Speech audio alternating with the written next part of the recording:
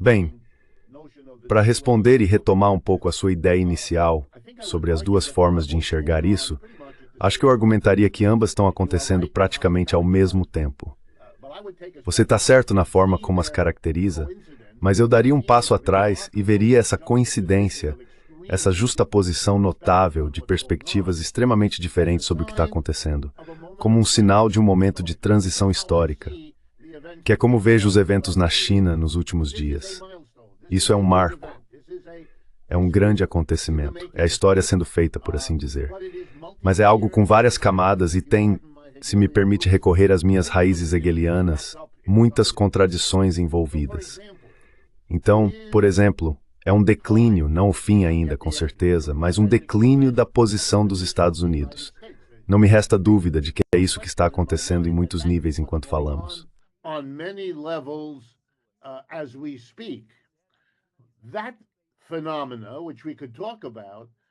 Esse fenômeno sobre o qual poderíamos conversar coexiste e interage com um processo em andamento chamado transição do capitalismo para um ou outro tipo de socialismo, que também acredito estar ocorrendo dentro e entre os mesmos países e movimentos envolvidos na ascensão do Oriente e no declínio do Ocidente.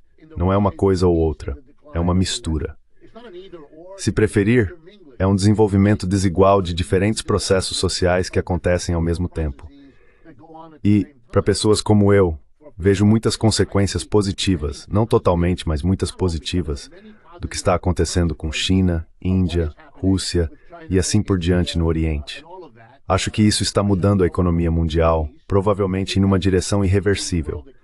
Vejo realmente como a evolução do capitalismo se afastando de seu centro de origem, Grã-Bretanha, Europa e assim por diante, para se tornar muito mais global.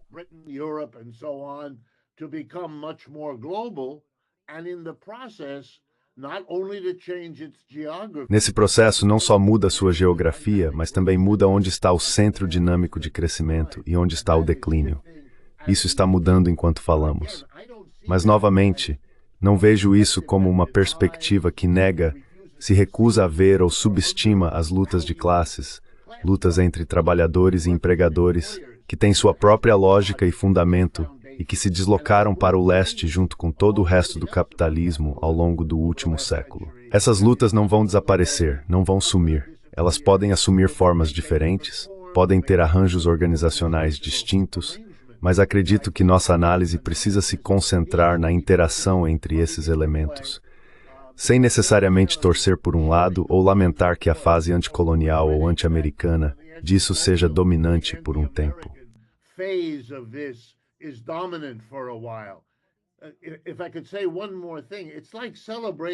Se eu pudesse dizer mais uma coisa, é como celebrar o anticolonialismo no século XX. Você poderia fazer isso sem ser cego ao fato de que burguesias poderiam surgir nos antigos países coloniais e se tornar o poder, se tornar a força dominante que molda o que está acontecendo. Isso não significaria que você negou ou deixou de ver as diferentes camadas de tudo isso. E posso te assegurar, o que estamos vendo aqui nos Estados Unidos, e que pode estar moldando exatamente o que estou dizendo para você agora, são os esforços desesperados, e eu realmente quero dizer desesperados, do regime dos Estados Unidos para se apegar à mitologia da dominação americana, para ir a extremos realmente extraordinários agora para mantê-la. E não estou falando apenas de algo físico.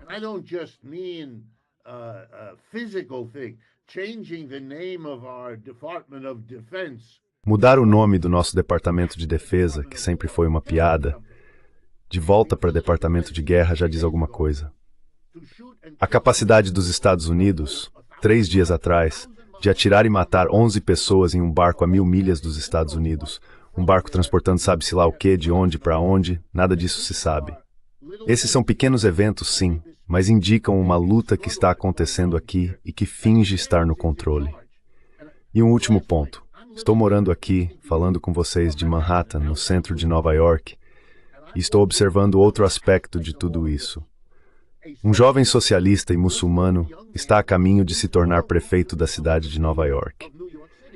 Isso também faz parte de uma mudança que é complicada, mas que está acontecendo paralelamente ao regime Trump, que é o que recebe a atenção da mídia.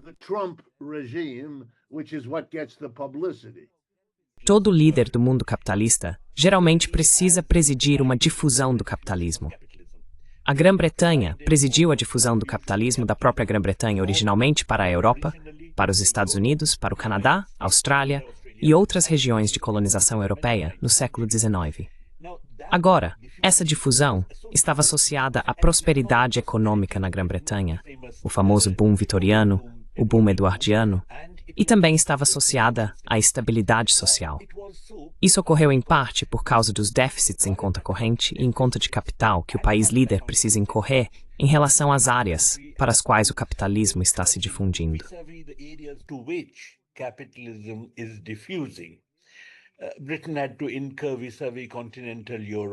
A dívida que a Grã-Bretanha teve que assumir em relação à Europa continental ou aos Estados Unidos era algo, quero dizer, que precisava ser feito. Obviamente, é necessário manter seus mercados abertos e realizar exportações de capital. Mas isso foi, em grande parte, compensado pelo dreno politicamente imposto das colônias, por causa do qual, na verdade, a Grã-Bretanha não era um país endividado ou devedor na Primeira Guerra Mundial. Pelo contrário, a Grã-Bretanha tinha um balanço de pagamentos bastante forte. Era realmente o maior exportador de capitais do mundo. Não era um país devedor. Ao mesmo tempo, havia migração ocorrendo a partir da Europa.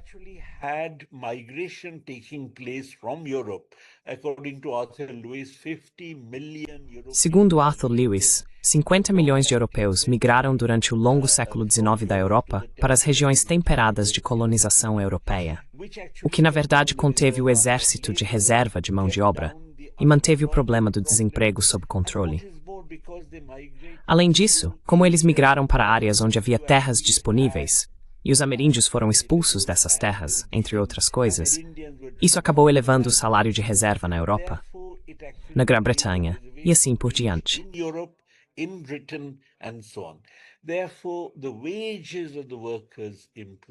Portanto, os salários dos trabalhadores melhoraram, o desemprego diminuiu, o exército de reserva foi mantido sob controle e o balanço de pagamentos não era um problema sério.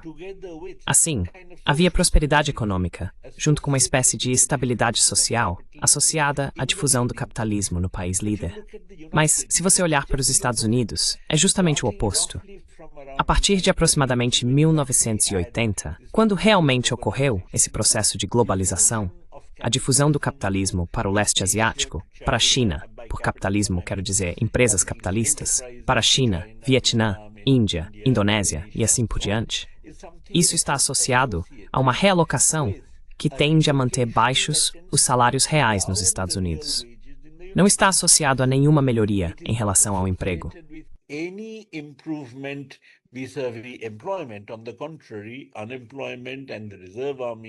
Pelo contrário, o desemprego e o exército de reserva nos Estados Unidos aumentaram.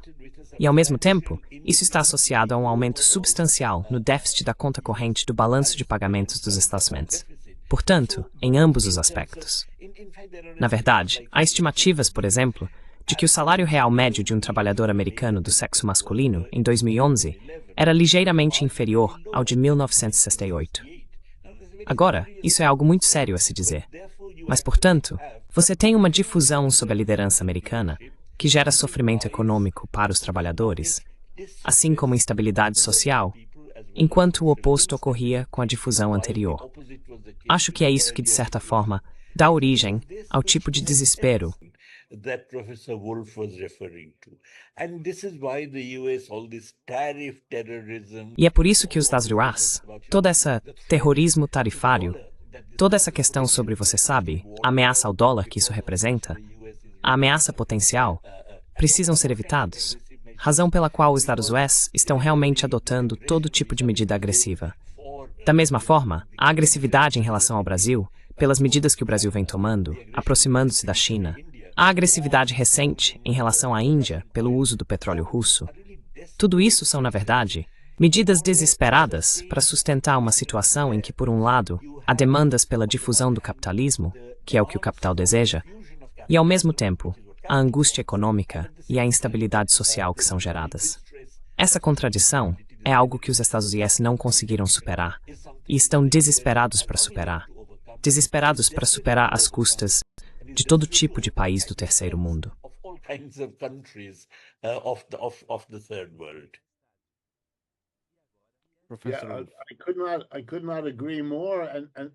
Não poderia concordar mais. E pense no que isso implica, certo? Você não vai resolver essas contradições resumidas de forma brilhante pelo professor Patnaik, impondo tarifas à Índia ou afundando barcos na Venezuela. O que você está fazendo?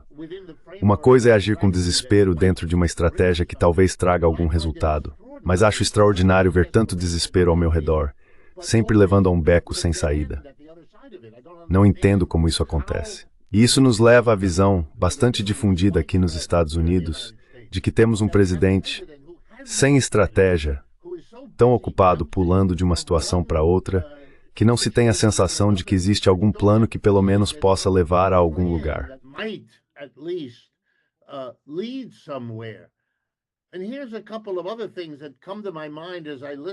E aqui estão algumas outras coisas que me vêm à mente enquanto ouço o professor Patnaik. Na direita deste país, que está mais forte agora do que esteve por um bom tempo, a palavra mais frequentemente usada para denunciar os inimigos da direita é globalista. Os inimigos da nossa direita são globalistas, e esses são, você sabe, pessoas de esquerda recebem esse rótulo. Grandes bancos de Nova York recebem esse rótulo. Os maus empresários e empresárias que querem manter o comércio aberto com o Oriente, todos esses são denunciados como globalistas. Toda a noção, já que são de direita, da linguagem do anticolonialismo e do anti-imperialismo não está disponível para eles. Ou eles não conhecem ou não querem se aproximar disso.